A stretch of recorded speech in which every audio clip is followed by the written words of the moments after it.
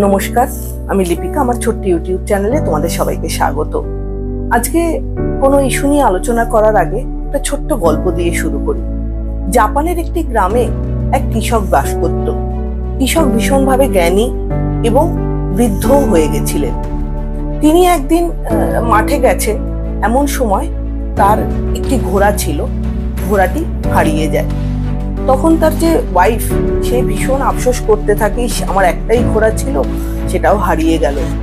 কিন্তু দেখা গেল যে বৃদ্ধ কৃষক সে বাড়িতে এসে যখন শুনলো, সে কিন্তু কোনো রকম কোনো রিয়াকশনই দিল না।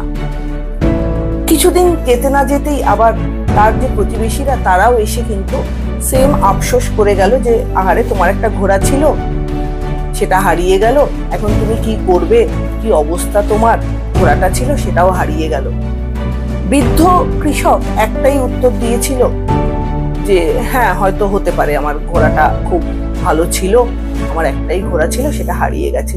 সে কিন্তু কোনো রকম কোনো হাহুতাশ করলো না। এর কিছুদিন বাদে চলতে থাকলো এবং কিছুদিন বাদে কি দেখা গেল যে তার যে ঘোড়াটি ছিল, সেই ঘোড়াটি তো ফিরে এলোই এবং তার সাথে আরো দুটি বন্য ঘোড়া নিয়ে সেই ঘোড়াটি ফিরে এলো। সেরকমই আগে যেরকম প্রতিবেশীরা এসে তাকে সান্ত্বনা দিয়ে গেছে, সেরকমই সান্ত্বনা দিতে এলো যে আহারে, তোমার ঘোড়াটা হারিয়ে গেছিল, দেখো তোমার তো লাভবানই হলে, তোমার ওই ঘোড়াটার সাথে আরো দুটো ঘোড়া নিয়ে সে ফিরে এসেছে। তখনও কিন্তু বৃদ্ধ কৃষক কিন্তু কোনো রিয়াকশন দেয়নি।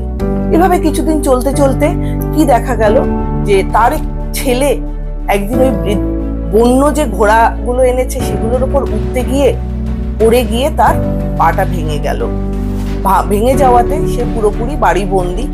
এর মধ্যে ওই গ্রামের যে রাজা, সেই রাজা ঘোষণা করলো যে সব বাচ্চাদের, ছেলে যে বাচ্চারা আছে একটা এজ লেভেলের পর, তাদেরকে যুদ্ধের জন্য তাদের বাড়ি থেকে নিয়ে আসতে হবে। সৈন্যরা সেরকমই সবার বাড়ি থেকে একটা এজ লেভেলে যুদ্ধের জন্য তার বাচ্চাদের, ছেলেদের নিয়ে চলে গেল। কৃষকের ছেলেটাকে কিন্তু তারা নিতে পারলো না। কেন কি তার পা ভেঙেছে, তাকে নিয়ে রাজার কোনো রকমই কোনো যুদ্ধে লাভবান হবে না। তো সেক্ষেত্রে তাকে বাড়িতেই কিন্তু তারা ছেড়ে গেছে। এক্ষেত্রেও কিন্তু প্রতিবেশীরা এসে কৃষককে একই কথা বলেছে, বাহ, তুমি কি কপাল করে এসেছো যে আমাদের সবার ছেলেদের নিয়ে গেছে, তোমার ছেলেকে নিয়ে যায়নি। এক্ষেত্রেও কিন্তু কৃষক কোনো রকম কোনো এক্সপ্রেশন বা হ্যাঁ ভালো হয়েছে বা খারাপ হয়েছে কিছুই সে কিন্তু প্রকাশ করেনি। গল্পটার ভেতর থেকে একটা জিনিসই আপনাদের সাথে শেয়ার করার, ঘটনাগুলো যেরকম কিন্তু অনেকটা এরকম। কিছু ঘটনা আমাদের কি প্রভাব ফেলবে সেটা কিন্তু আমরা আগে থেকে প্রেডিক্ট করতে পারি না। সাময়িক যে ঘটনাটা আপনার মনে হচ্ছে ভালো, সেই ঘটনাটা কিন্তু ভালো নাও হতে পারে। আবার যে ঘটনাটা মনে হচ্ছে খারাপ, সেই ঘটনাটার দরুন কিন্তু আপনার ভালো সময়ও বা ভালো কিছু জীবনে হতেই পারে। মানে খারাপ ঘটনাগুলোর মধ্যে যেরকম ভালো জিনিস লুকিয়ে আছে, আবার খারাপ জিনিসগুলোর ভেতরে কিন্তু ভালো জিনিস লুকিয়ে আছে। সেই জন্য আপনাকে কিন্তু দুঃখের সময় বা খারাপ সময়ের সময় ভেঙে পড়লে কিন্তু হবে না। আপনাকে তখন মেন্টালি স্ট্রং থাকতে হবে এবং মেন্টালি স্ট্রং থাকাটার জন্য কিন্তু আপনাকে ভীষণভাবে সেই জিনিসটা, যে জিনিসটা আপনার সাথে ঘটেছে, সেক্ষেত্রে সেটা আপাত দৃষ্টিতে নেগেটিভ হলেও বা নেগেটিভ এফেক্ট আপনার উপর পড়লেও সেটার ভেতর থেকে আপনাকে কিন্তু পজিটিভ কিছু বার করে আনতে হবে এবং বার করে এনে আপনাকে নিজেকে মোটিভেট করতে হবে যে এই জিনিসটা খারাপ হয়েছে, এটার থেকেও হয়তো ভালো কিছু ঘটতে পারে।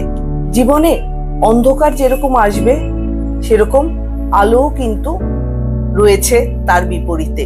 আর মনে রাখতে হবে, সুখ দুঃখ দুটোই কিন্তু আমাদের জীবনের অঙ্গ।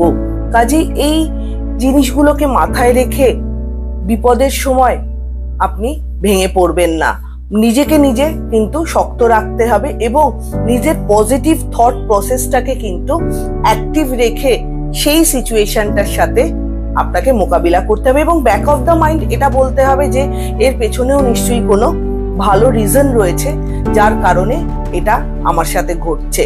কাজে হতাশ না হয়ে যে সিচুয়েশনটা আসছে সেটার সাথে কিন্তু মোকাবেলা করতে হবে। আমার গল্পটার ভেতর থেকে এটাই বলার যে অন্ধকার থেকেই কিন্তু আলো আসবে, এই জন্য হতাশ হবেন না। হতাশাকে যতটা পারবেন নিজের জীবন থেকে দূরে রাখুন। ভিডিওটা কেমন লাগলো অবশ্যই আমাকে জানাবেন। ভালো লাগলে চ্যানেলটা লাইক অ্যান্ড সাবস্ক্রাইব করে দেবেন। সবাই ভালো থাকবেন, সুস্থ থাকবেন। নমস্কার।